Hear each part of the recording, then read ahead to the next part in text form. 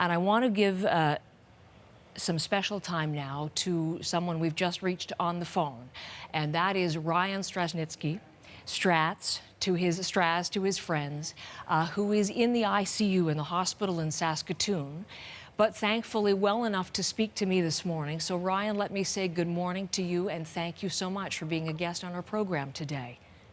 Thanks for having me. You know, there are going to be people right across the country who are going to be so excited to hear your voice. How are you, Ryan?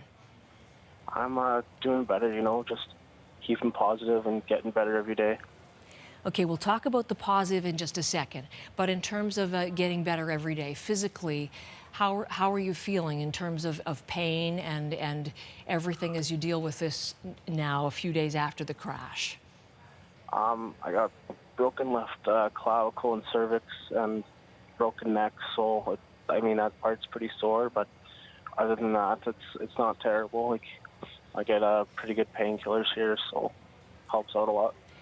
And of course, the big issue is the broken back. Mm-hmm. And yesterday, or earlier this week, maybe it was not yesterday, but I understand you were moved, you tried the wheelchair for the first time? Mm-hmm. How did that go? It was hard, for sure. Just the setup, it was difficult because I've never done it before, and you don't have much core stability when you can't move anything past your chest line, and it was tough sitting in it, but pain is temporary, so just pushed through it and then got to lay in bed again. I love that. Everybody talks about your spirit and your strength. Pain is temporary. Tell me about staying positive, what you're thinking about for yourself, and how you're doing that. Just the amount of support we're getting, and just seeing my teammates that are alive, and getting to talk with their parents, and it's just surreal, like the amount of attention we're getting, and everyone's just being like great people, and it's pretty heartwarming. So it's a pretty positive impact on all of us, I think. Well, speaking of positive, it's Jersey Day, and you won't have seen this because you're just waking up from a nap, but we've been talking all morning and showing pictures of Canadians across this country who are wearing jerseys and sending the most incredibly loving messages to you and to everybody there in Humboldt. Are you hearing those? Does it make a difference to you? Oh, for sure, yeah. Every little thing helps, for sure. If, you don't have a jersey, I know people are putting sticks out on their front door for, anyone who wants to go pick up road hockey, and growing up as a kid, who wouldn't want to go play road hockey, and I think every little thing helps. So, raising money, selling hats with Straz Strong, and of course the big Go Public campaign. Lots and lots of people supporting it in any way possible. You mentioned the people who have come to see you in your hospital room and at your bedside. And there was a picture that I saw yesterday of you meeting the first responder who was there at the bus crash site and who helped you. Can you tell me about that meeting and what you said to each other? It was definitely very emotional. She kind of told me what happened, and I had nothing but good things to say to her and thanked her a lot. And she gave me her good luck charm necklace, and I was just thankful. She said I helped change her life. I'm inspiring, and I'm just so thankful and happy she was there for me. And words can't describe how heartwarming that was. Well, it's a beautiful picture. We're looking at it right now. When she told you what happened, what do you remember of what happened, the last that you remember before that impact, Ryan? Can you tell us? Well, I was on my phone texting my girlfriend, and because we were near Nipawin, and all of a sudden the bus driver screamed "whoa" and saw the semi-truck in front of us and blacked out and woke up. I'm not sure how long later, but facing the bus. So out the window I flew out of, and not sure how long I was there for, but it was pretty devastating, and seeing my teammates lying there and bloodied and whatnot. My first instinct was to get up and help them, but I couldn't move my legs. So, and then of course the first responder came, and she did the best she could, and EMS eventually came, and that's kind of blacked out from there too. But it's pretty tragic. Well, to say the least. And I think just thinking about you trying to help and unimaginable things happening around you and not being able to, it's a lot for you to be in for that time. You mentioned your girlfriend. How's she? She's good. She's being a real good supporter of me right now. She's not giving up on me, which is good, and she's always there for me. And if I'm having trouble, she'll help out, and she's always there by my side. So she's a really great girl. And your parents are helping out too. I know we've already talked to your mom on our network, and we talked to your dad, and he's in all the shots wearing that Straz Strong hat. So there's a lot of support that's coming your way. What are you thinking about now? I mean, obviously right now in the short term, it's getting you back to strength before they let you out of the hospital. But what are they telling you, and what are you thinking about? Because obviously life's changed for you. Yeah, for sure. I've just got to adapt and be prepared for what's going to happen in the future. And I can't dwell on the past, but I'll be mindful of it. And we're not alone here. I mean, the teammates that we lost, our bond is so strong that we'll always be there for each other. And that's all I'm thinking about right now, and just getting better and hoping to see my teammates get better as well. Yeah, I hope so too. Now, is it right you've already mentioned Olympic sledge hockey? You're already thinking there? Yeah. When I for my first couple days here, I just loved hockey so much, and hearing the news that I might not be able to skate again, the next thought that popped into my head was, well, I want to get on the ice, and possibly this might be the only other way, and I'd be very interested in trying the sport and possibly going to the Olympics. Listen, they would be interested in talking to you, I'm sure, and that is competitive hockey, to say the least. I know that Sheldon Kennedy popped by. The Prime Minister has popped by. Ron and Don popped by. So many people visiting.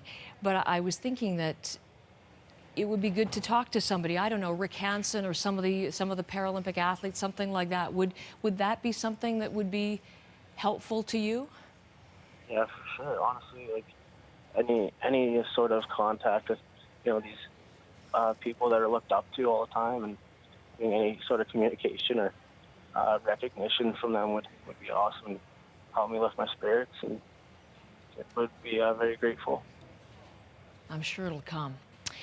Okay, I want to ask you about a couple of very sad developments. Your trainer, Dana, she passed away yesterday. Can you tell me a little bit about her? She was the nicest girl you would ever meet. She's, we like to think of her as the family too. She would always welcome you into her office. Whenever you needed something, she was on it. Always had a smile on her face. She would sometimes bring in her dog, Butch, and he just loved the boys, and and she would, she'd do anything for us. She laid it all on the line for us, and there's no bad things I can say about her. She was amazing.